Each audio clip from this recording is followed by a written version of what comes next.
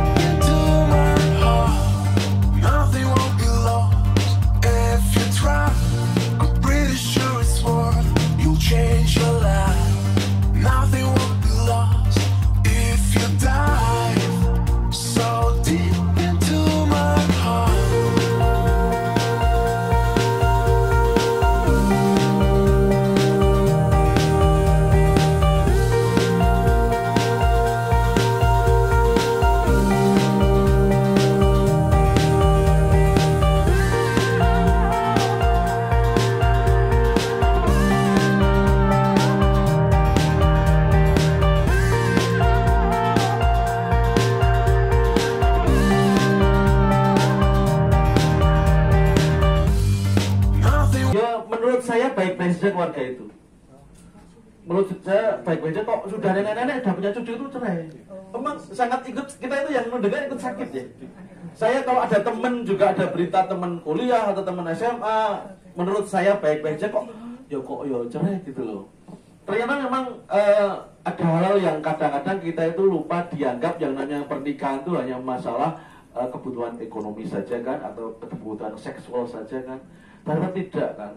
Ternyata di rumah tangga itu kita perlu menciptakan 4 pilar rumah tangga. Bocoran yang Mas Rofik ya, suruh nikah, jangan kebaikan saya ya. Ini sering saya sampaikan di acara akad nikah ini. Apa 4 pilar dalam rumah tangga ini, dan kita harus kuat ke 4-4-nya, karena ini merupakan ya bagaimanapun akan menjadi bertahan lama. Kita sih berharap, berdoa mudah-mudahan keluarga kita langgeng ya, sakinah, bukan langgeng dalam sebuah siksaan ya, tapi memang katanya orang kadang dikatakan kalau kita pengen berlari cepat silahkan berlari sendiri, tapi kalau ingin berlari atau berjalan jauh silahkan bersama-sama. Kalau kita di keluarga kan mesti harus berjalan bersama, kadang-kadang juga berlari, tergantung iramanya. Kita harus saling memahami antar suami dengan istri. 4 pilar itu apa? Kalau saya itu mencoba mencari di internet tentang ideal family itu nggak ada. Yang ada itu healthy family atau keluarga yang sehat. Nah di sini keluarga yang sehat itu memang 4 pilarnya harus dikokohkan sejak awal pernikahan. Bahkan kalau Imam Ghazali kan lebih ekstrim ya, kita mendidik anak itu 25 tahun sebelum dia lahir. Berarti kan dari awal kita harus mendidik diri, apalagi mulai mendidik diri kita, menguatkan dalam diri kita. 4 pilar itu yang pertama adalah spiritual power. Di keluarga itu harus ada nilai spiritual. Jadi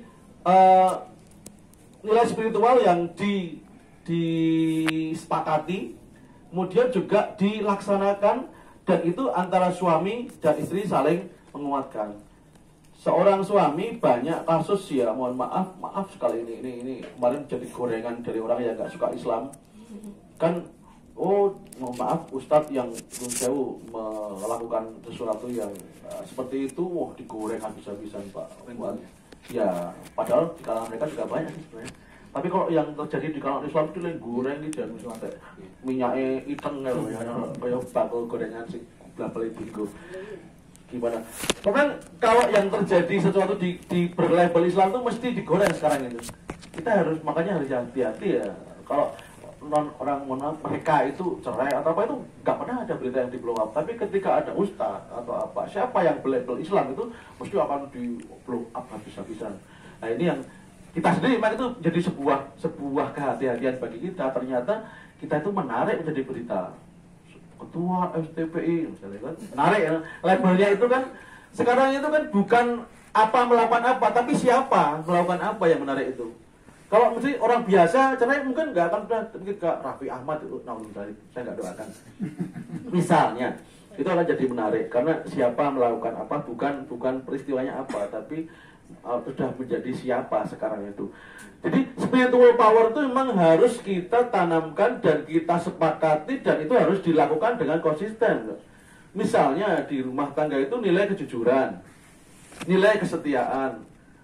Selalu ketika teman-teman saya misalnya ada yang naik pangkat atau naik jabatan, saya belum, istri saya mengatakan, mas saya tuh nggak mengharuskan jenengan jabatannya harus tinggi itu nggak. Yang penting jenengan tuh satu setia, yang kedua mencukupi rumah tangga rezeki itu. Bagi saya cukuplah saya menjadi suami yang setia, udah istri saya bahagia. Walaupun tidak dengan kemewahan, Pak Wan. Ya, enggak, ya sebenarnya kita sebagai laki-laki sudah eksis loh Pak Muat, mobil punya, ya walaupun seperti apa, rumah ada, kita juga anak ada. Sebenarnya beberapa nilai kebahagiaan itu sudah ada dalam kehidupan kita, tergantung bagaimana kita mengapresiasi. Jadi spiritual power itu harus ada di keluarga.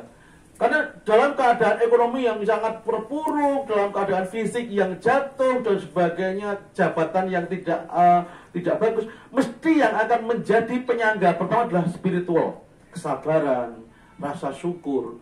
Jadi inilah yang di keluarga harus selalu digaungkan. Jadi seorang suami harus memberi contoh kepada istri bagaimana bersabar. Seorang istri bagaimana memberikan contoh kepada anak-anaknya atau juga kepada suaminya tentang bagaimana bersabar.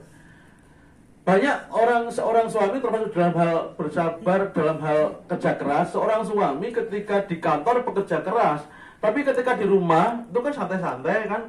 Anak kan nilainya kan di rumah. Tidak tahu, wah aku nang kantor ki wis kesel nang kene negara apenak-apenak. Banyak seorang suami yang merasa ketika sudah bekerja keras di kantor, di rumah dia berhak, mohon maaf, rotok kasar, agak kadang-kadang yo sewu nek cara basa Jawa iki ngadi-adi. Ngadi-adi apa ya? Manja, aleman gitu loh. Adikit. Enggak pakai kit ya. Gini loh Mas Adi, maksudnya merasa bahwa ketika dia sudah capek mencari nafkah di luar, di dalam itu kayak kesannya sak penake dhewe gitu loh, atau aku njaluk oke. Ini suami-suami zaman eranya bapak saya kan suami itu raja. Jadi tempat duduknya khusus, gelasnya khusus, makanannya juga khusus dilebihkan. Saya tuh merasa generasi yang selalu terdolimi menurut perasaan saya. Ini curhat ya. Ketika saya ikut bapak saya tuh seperti raja. Jadi ini loh, nek mungkin kalau bapak nongkono, gelasnya kuwi, piringnya kuwi khusus. Tapi ketika saya punya anak, saya nggak dirajakan. Malah harus bocah-bocah ya.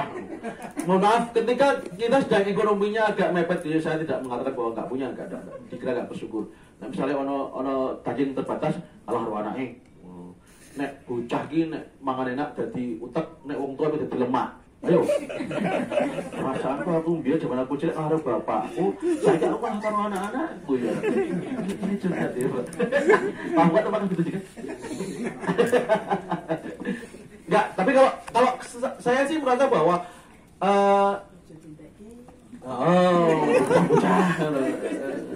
dulu itu bapak itu tidur nggak boleh diganggu, makan nggak boleh diganggu.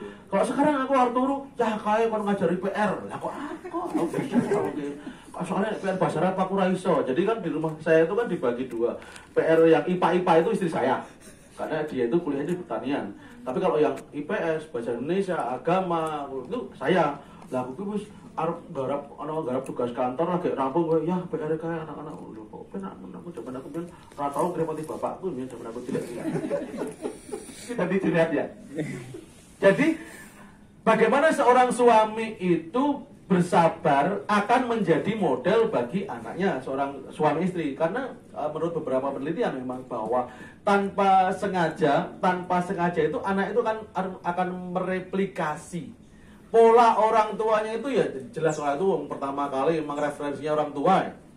Anak sebelum dia yang ikut perkembangan, saya ingat nggak Mbak ini? Mata kuliah perkembangan masih ingat pelajaran saya perkembangan, masih ingat ya? Operasional konkret, ini tahu apa itu? Melihat fisikalnya, ingat operasional konkret. Teori kelupaan ingat nggak? Lupa. Bapak orang dulu Pak Ahsan pelit deh pelit. Curhat. Jeleknya kan Pak Ahsan dulu. Tuh kan? Iya, pasti semua mahasiswa STP yang di Gunung itu home. Gimana? Kalau Pak Ahsan pelit nilai. Tahu kok? Padahal aku sok bocor ke nilai apa ya soal ujian loh. Kadang nggak berarti ini. Ngomong loh, dicatat sapa ngerti masuk ujian. Orang catat salah mental. Apa sih buka kok rumangsa aku mah protes. Pas udah digone nang TPI aku. Pengen digone. Kuwi alasan wong sing mahasiswa sing lali yang nulisan. Nyalahke ustaz e. Aku ki yo dadi ustaz nyalahke mahasiswa. Dadi wong tuwa yo nyalahke anak. Terus kapan aku dimenangke ki ora tahu aku dimenangke. Nasib lah. Jadi yang namanya ada spiritual yang harus menjadi nilai semacam kalau bupati itu visi misi gitu ya. Rumah tangga itu harus punya anak-anak menekankan yang namanya kejujuran, kesabaran, rasa syukur. Itu harus jadi digaungkan dan tidak hanya lesaniah atau tagline saja. Adalah menjadi sebuah kebiasaan dalam interaksi di keluarga. Saya kalau pengen tahu saya itu ayah yang baik, tanya kepada anak saya. Saya kalau pengen tahu apakah saya suami yang baik, tanya kepada istri saya. Jangan tanya saya suami yang baik atau enggak, tanya kepada teman kerja saya. Nanti terjadi perselingkuhan. Oh betul, istri jenengan enggak bersyukur, mah jenengan ki apik lho ngene-ngene. Nanti akan terjadi perselingkuhan. Makanya kalau kita curhat tentang suami atau istri, jangan dengan teman kerja lawan jenis. Itu rawan yang namanya perselingkuhan. Karena mesti kok ngape-ape nek ada modusnya. Nah kalau di kantor kan semua orang bagus, wangi, kemudian soal bapak ya juga tampak sabar, walaupun di rumah sakar PDW tadi. Jadi ini yang pertama, spiritual power. Mohon mulai jenengan sekarang mulai merumuskan apa sih nilai yang harus dalam rumah tangga saya itu dikedepankan dan dicontohkan kepada anak-anak. Empati misalnya, ketika kita di jalan tuh, bapak-bapak ibu sekalian, kalau saya dulu pernah mendapat nasihat ya. Ketika saya masih anak-anak saya kecil-kecil, saya udah remaja dan dewasa Pak. Ketika anak-anak masih kecil, ada teman saya, Mas, nek arep tuku mobil saiki. Mumpung anak-anak masih SD, masih TK. Saya uangnya sebenarnya nggak terlalu cukup Pak, tapi ya untuk memaksakan diri. Kalau mau beli mobil itu ketika anak-anak masih SD, TK, karena mereka senang diajak pergi. Bareng-bareng itu seneng. Dan saiki anak wis remaja iki ora gelem Pak, mesti ngeyel. Ayo teman si baik. Wah, alasannya iki lah, les iki lah, basket lah, badminton loh, kanca-kancane emang udah sulit ketika sudah. Anak saya yang terakhir tuh bonus saya tuh SMP, masih SMP Mas Adi. SMP Mujahidin tuh kelas 2. Itu wis angel dijak, oke acara kancane. Jadi ketika kita bepergian bareng itu akan saatnya kita transfer nilai, kita empati ya, ada pengamen, ada apa yang di dalam dilihat, itu akan menjadikan kita saling berbagi, saling komentar sesuatu yang bisa menunjukkan nilai hidup kita. Jangan komentar yang sifatnya hibah. Jadi kalau ada sesuatu peristiwa di jalan itu memang kita bisa di mobil itu berdiskusi, mengomentari tentang dasarnya adalah tentang nilai yang harus ditransfer. Jangan terjebak di dalam keluarga itu, apalagi anak-anak dilibatkan dalam hibah. Wong tua, bapak ibu ngerasani mertuane diomongin kan orang-orang krungu. Lah bagaimana dia mau menghormati neneknya? Bagaimana dia menghormati kita? Kita aja nggak mengajari menghormati orang lain yang dituakan.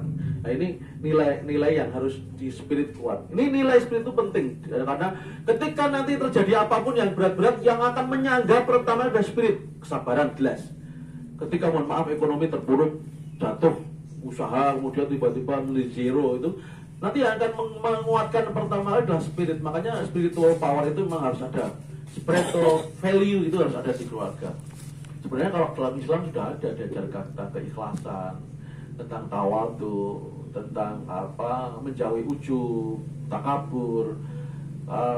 Jangan sampai juga istri, bapak, suami istri itu juga menceritakan tentang mantan di depan anak itu nggak pantas loh sebenarnya. Saya tuh agak risih ya di satu grup itu sering ngomong tentang mantan itu. Saya juga agak marah ketika ada teman istri saya itu di grup itu ngomong esok nek kumpul-kumpul reuni iki rasa ngejak bojo, aduh ra iso gayang-gayangan karo mantan. Saya agak marah lihat itu tuh. Maksudnya apa? Kalau kita berteman, oke, saya dengan Mas Adi dengan teman berteman, misalnya dengan cewek, seorang perempuan. Ketika kita sudah berumah tangga ya berteman aja antar keluarga. Misalnya saya dengan teman saya SMA Putri gitu, mungkin dia pernah naksir saya atau kebalikannya ya. Saya naksir dia. Ketika suatu saat kita akan silaturahim itu ya saya ngajak istri saya, dia dengan suaminya. Jangan terus dia sendiri saya sendiri berkhormat atau bepergian jauh, itu kan rawan. Makanya saya dengan keluarga saya, dia dengan keluarga dia. Kita sudah silaturahimnya emang level keluarga. Itu ya harus kita membatasi diri. Itu nilai spirit di keluarga.